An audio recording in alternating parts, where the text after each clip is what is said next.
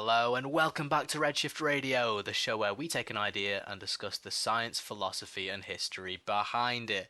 Most of the time, it won't just be me. I'll be joined by some very wonderful guests. So stick around if you want to learn something new, have a bit of a laugh, or just want some background noise for your Saturday morning. Now, if the audio quality sounds awful today, that's because I'm currently recording this episode in my bedroom. You guys aren't going to believe this, but I actually recorded the live episode earlier today, and I realized at the end of the episode that I didn't hit record. So I ended up doing the entire episode to the couple of live viewers that we had, and it's now lost media. So that's the benefit of being a live viewer, I suppose. You get the lost media Redshift episodes, but luckily today's episode is probably the best episode I could have not recorded because it's a solo episode and probably the last ever solo episode. Today it's just me, myself, and I, but at least that means it's easy enough to re-record at home. So I guess the intro I did today was a little bit of a lie, because we're not going to be joined by a guest today. But I've been wanting to do a solo episode for a while now, and it seemed like the perfect time to do it because a lot of the people who would usually guest on Redshift, my friends at uni and stuff, a lot of them are in the thick of it with uni deadlines and dissertations and stuff. So you know what? I thought I'll just do a solo one. And to be perfectly honest, I wasn't actually planning on showing up to the radio until yesterday. But then I kind of thought I don't have this small radio platform for much longer, and this is something I've wanted to try for ages now. And so it's kind of my only opportunity to do a solo episode. So I thought I'll just bite the bullet and do it. Um, it's strange because running a solo episode to me is way more daunting than doing a regular Redshift episode. And I know a lot of radio hosts, especially on Forge Radio, are very used to doing solo episodes by now. I mean, half the shows are solo shows. Well, I guess Redshift is also a solo show, but it's a solo show where I have guests on every episode, so it's barely a solo show. And I feel like I rely so heavily on having the guests in my show to bounce off of and joke with and stuff. And I didn't know if in a solo episode I'd have enough to talk about or if there'd be awkward silences and stuff. But I figured we'll just give it a shot. And the actual live version of this episode went pretty well, so at least I know I can do it. Little pre-warning for the regular viewers. This episode is almost definitely going to be shorter than a regular Redshift episode. In the live show, we just ran through all the content. It probably took about half an hour, 40 minutes, and then after that, I was supposed to end the recording and then just chill and play some music with the live viewers, which I did, which was really nice. And they asked me some questions, and we got a little bit of off Spotify time with the viewers, which was really nice. So that is why listening live is way better than listening on demand if you can. The show is 12 till 1 every Saturday. You can message into the show, interact with us live, and that way you don't miss the episodes that I forget to record.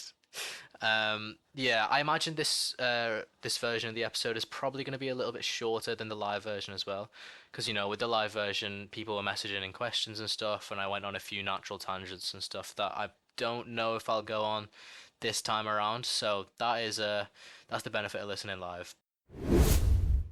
I was walking home from uni the other day, and I basically ran out of podcasts to listen to.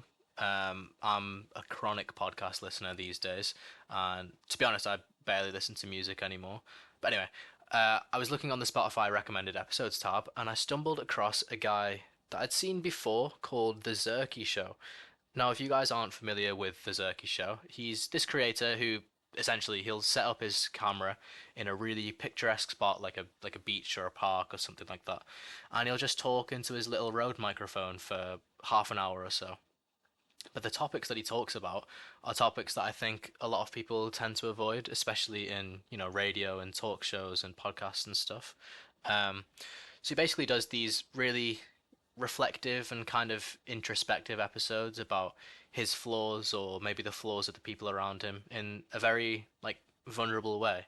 Or maybe flaws isn't the right word. Something like I don't know, like oddities or I don't know, something like that. Anyway, the episodes are really awesome to listen to, and they make you really reflect on yourself as a person, and just it kind of gets you in a thoughtful mood.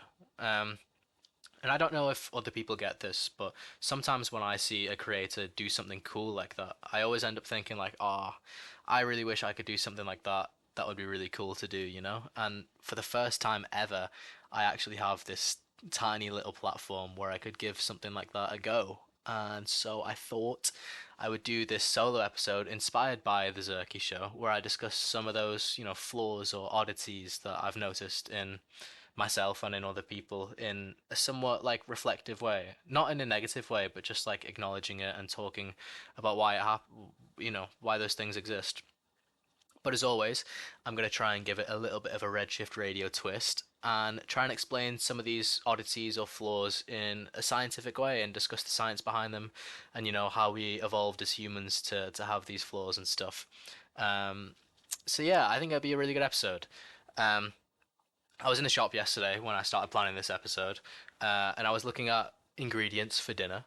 Now, I really love cooking. I enjoy making nice food and especially cooking without a recipe and stuff like that. Letting my friends try the food that I make and stuff. I get quite proud when I make a cool dish.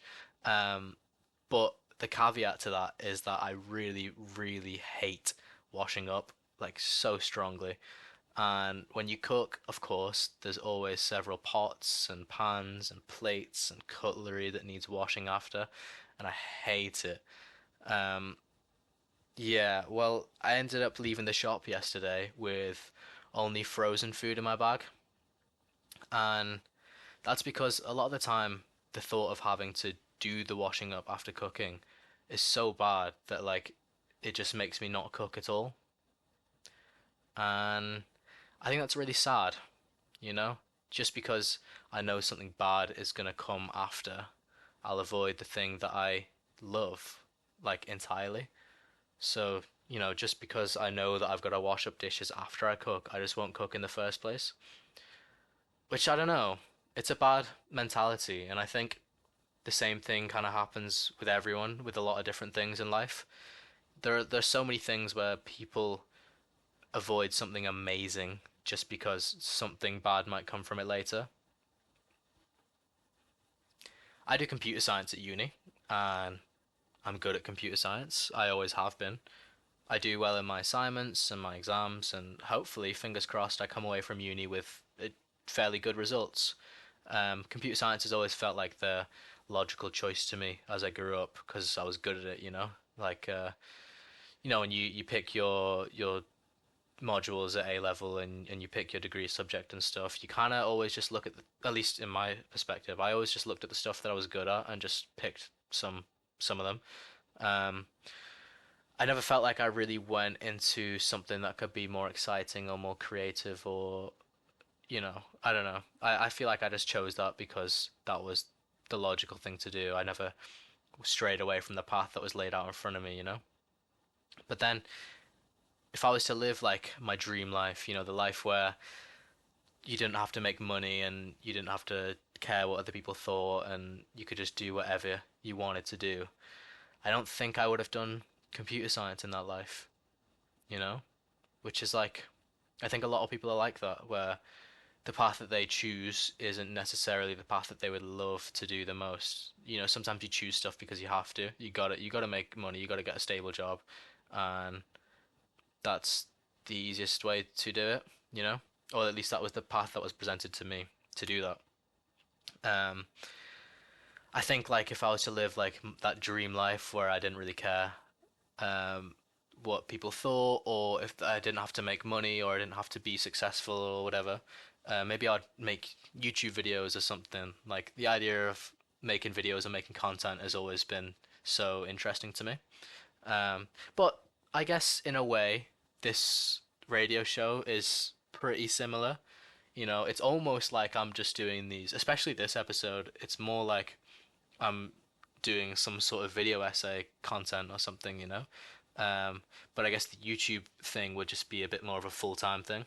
Um, I don't know what I would do if I was on YouTube. Like I said, maybe some sort of video essays like this, but also like I like to play games and stuff, so maybe I do some gaming content or vlogs could be cool. I think I could do some cool vlogs or I don't know, maybe like fashion content or something. Anyway, it's always just sounded interested to me. Maybe I'd do like a, a variety channel or something.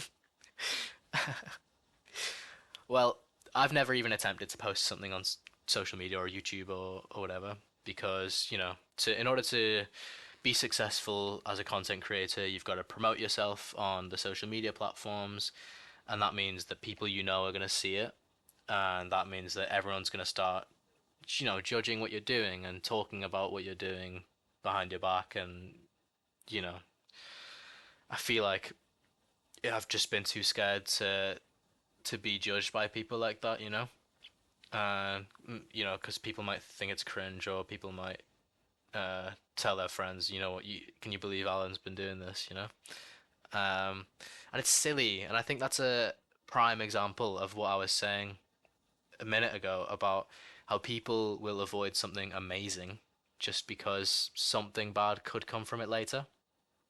You know, I'm avoiding attempting to do this super cool job that I know that I would really like just because I don't want people to judge me from school and people that I vaguely know that I don't talk to anymore and stuff. Um, Maybe one day I'll get the courage to just try it. But to be fair, cut me some slack. I feel like this radio show is a step in the right direction. I'm kind of getting a bit of creative freedom to talk about what I want to. Admittedly, it's a small community of you guys who listen to this stuff, but still, it's kind of cool that I can plan an episode and you guys will just listen and maybe interact with, maybe leave a comment or send me a message about it. But it's like, especially this episode, it's like this is the first time I can plan a topic I want to talk to everyone about, but not have anyone in the room with me when I talk about it.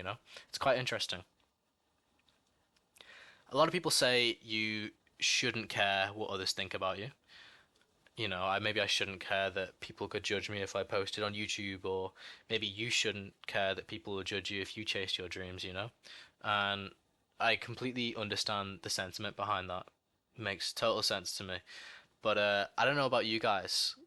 I personally care so incredibly much about how people perceive me, and like I don't know if that will come across strange, but I'm not trying to say this in a negative way. Actually more of a positive twist on that. I feel like caring about how people see me is what motivates me to do so much of what I do in my life. I try to dress well because I want people to think I'm cool, or I try my very best in school and in education because I want people to think I'm smart, or I even partly do this radio show because I want people to think I'm interesting and that I'm knowledgeable in science and that I have cool facts and stuff.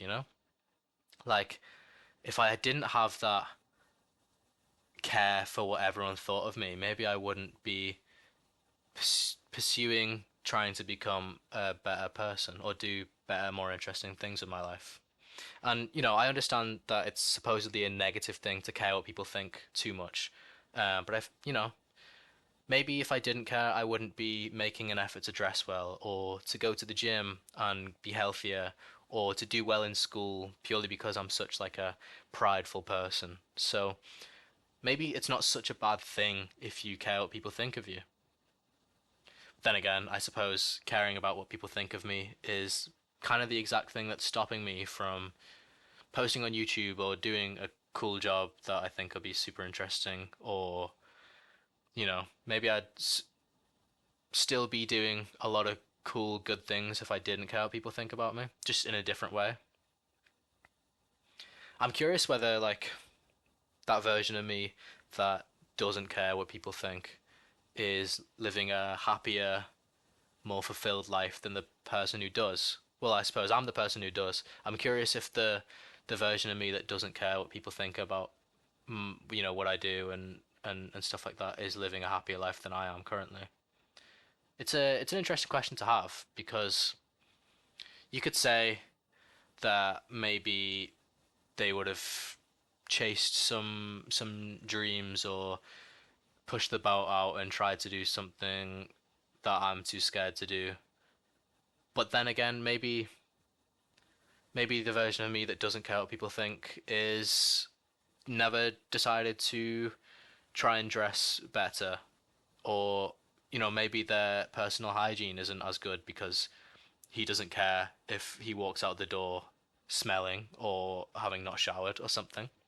Um, I don't know. I think there's multiple different paths that a person who doesn't care could have walked down, and some of them are really positive and some of them are really negative. So it's really hard to say. But I wonder where that version of me is at with life.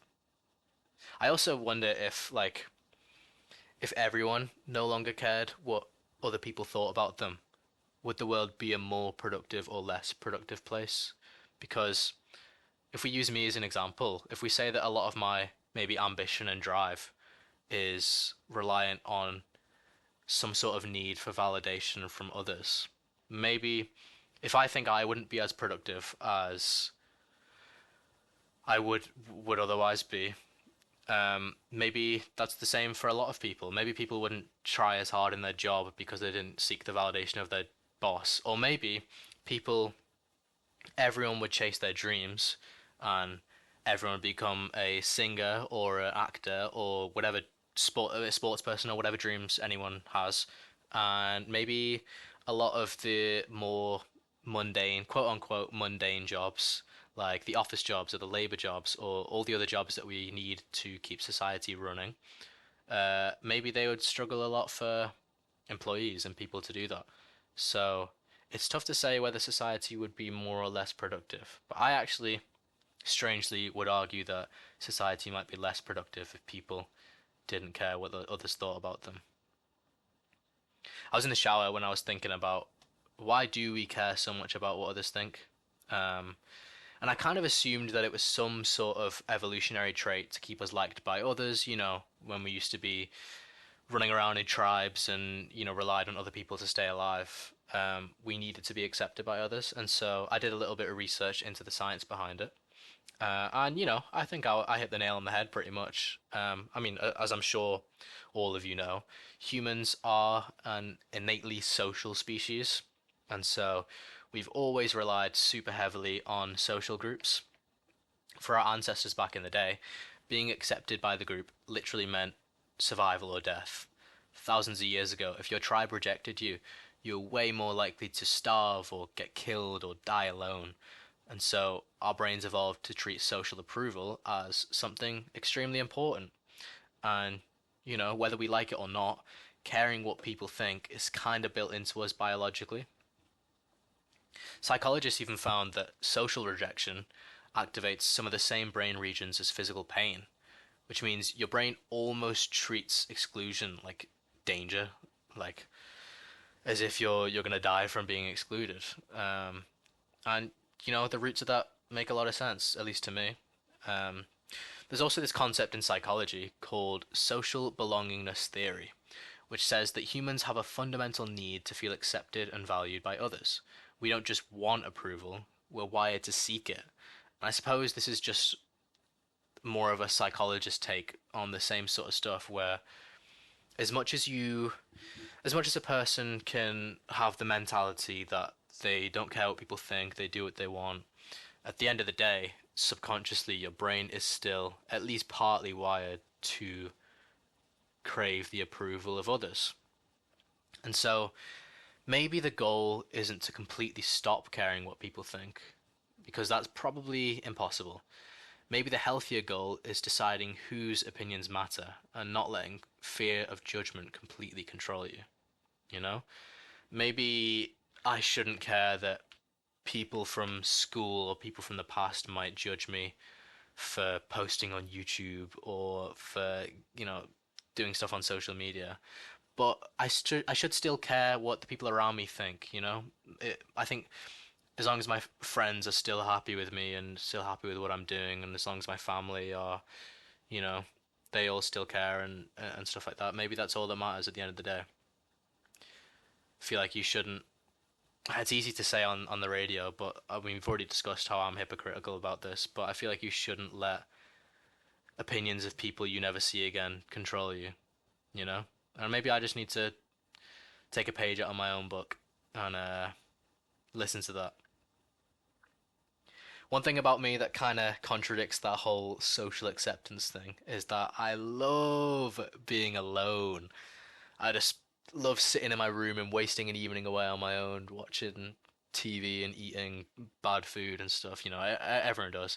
But a lot of the time when I'm alone, especially, and maybe someone will message me to do something, uh, I weirdly get this overwhelming urge to just say no. And I really don't know why. It sounds quite negative for me to say it like that, but for some reason, most of the time when people ask me to make plans or do something big or small, I guess mainly it's big, but just generally, like, for some reason my mind instantly, like, the first reaction is to say no, and I don't know why.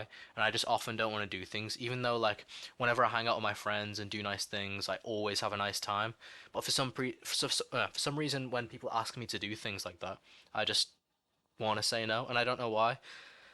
I think it's worse when the plans are big and important, like a party or a gig or even a holiday. Even though, like, I always have fun at those things, like, without fail, I'll always have fun. But when people first ask me to do it, I don't know why would I want to say no. And I feel really bad about it too, Like, to be granted, most of the time I don't end up saying no, and I go and I have a good time, but I just don't want to go. But, like, saying no to someone is a hard thing to do, especially when you don't have a reason to say no. Like, just saying no because I don't want to is, like, it feels quite horrible to do. And so for me, like, it's constantly a bit of a battle of, like, not wanting to say no, but also not wanting to go. And I really wish I knew why this happened because, you know, I think life would be a little bit easier for me if I had the urge to want to do everything that people ask me to do. Like, I look at my housemates and some of my other friends, and they'll get a spontaneous phone call to go and do something that evening, and they'll go and they'll have a great time. But whenever that happens to me, I always have this, like, ugh feeling, of just like, oh, I can't be bothered. Um, I think spontaneity makes it a lot worse too. Like, I find that when I know about a big plan in advance, I'm way less likely to not want to go. But just those big spontaneous plans make me a little bit, like, I don't know, like, uneasy. I don't know if that's the right word for it. I don't know. Anyway, I'm hoping someone listening at home at least vaguely understands what I'm trying to say. I hope someone can relate a little bit because otherwise I'm going to sound so lame here. And I promise. Oh, if you're someone who invites me to things, don't stop inviting me because I'll go. I promise. Probably. And I'll enjoy it. So please keep inviting me. Anyway, I did some research on this sort of thing in psychology, and there wasn't a clear answer really, but there are a couple things it could have been. Um, maybe I'm just an introvert. Supposedly, introverts tend to find social interaction more mentally draining than stimulating, and psychologists believe that introverts are generally more sensitive to stimulation, so crowded places, and loud environments. And it can feel mentally exhausting even when they're enjoyable, which is why you can have a genuinely amazing night with your friends and still instinctively want to be at home beforehand. Um, I feel like a lot of modern day definitions, or at least modern day understandings of what introvert and extrovert mean, are a little bit skewed because I would say I'm not particularly an introvert because my understanding is that introverts are shy and socially awkward and don't like to leave the house and stuff. And I think that's not actually true. I don't think that's actually what an introvert is.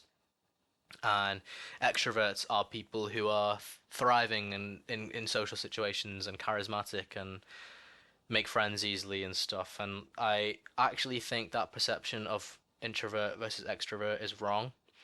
Um, I think just potentially being a little bit drained by social interaction is probably all that introvert and extrovert differ on, Because I don't think I'm too awkward in social situations, or I don't think I'm too shy and stuff like that. But then I think if we go by the proper definitions of introvert and extrovert, I probably am more on the introvert scale.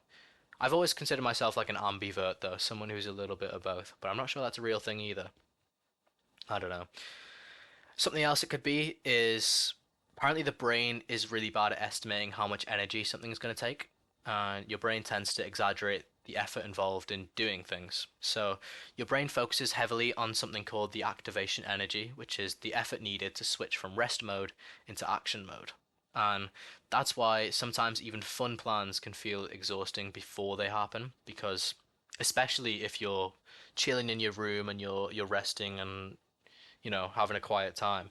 That activation energy to get up and get ready and go out and spend the whole night out or whatever is like so big that it makes the thought of leaving so daunting, even though the actual energy required to do that is probably not that high. Um, and that I feel like that's something I could probably relate to, where maybe my brain is especially bad at estimating how much effort something's going to take. And it's like the opposite of seeing something through like rose tinted glasses, or I see it through like brown tinted glasses, where it's just like sounds like it's gonna be terrible, and then I go and it's great. You know, I don't know. Another thing it could be is maybe I get anticipatory anxiety, where this is just where your brain starts feeling stress before something happens. It's like the anxiety of imagining an event rather than experiencing it. So you might be sat at home and getting ready, thinking, "Oh, this. What if this is really awkward? What if I have an awkward interaction? What if it's, quiet? What if I don't know anyone there?" Those sorts of thoughts. That's all like anticipatory anxiety. And I think like, I mean, I get that sometimes, but I think everyone gets that sometimes. I don't think it's like a particular thing with me personally that like is strong. But I don't know anyone who doesn't get those sorts of thoughts. Like, but you kind of just got to go and power through those thoughts and then go and have a nice time, you know? And that's something I'm trying to do a little bit more. I feel like I often will come up with an excuse or lie my way out of not doing plans that I don't particularly want to do, even though I haven't got a reason. And I feel like something I want to work on is just being more willing to say yes to things, and experience more things. Like I'm a young guy, I gotta live out my 20s. I should do more things, rather than sit at home and watch stuff. Feels like I'm wasting the time a little bit. But then again, like I feel like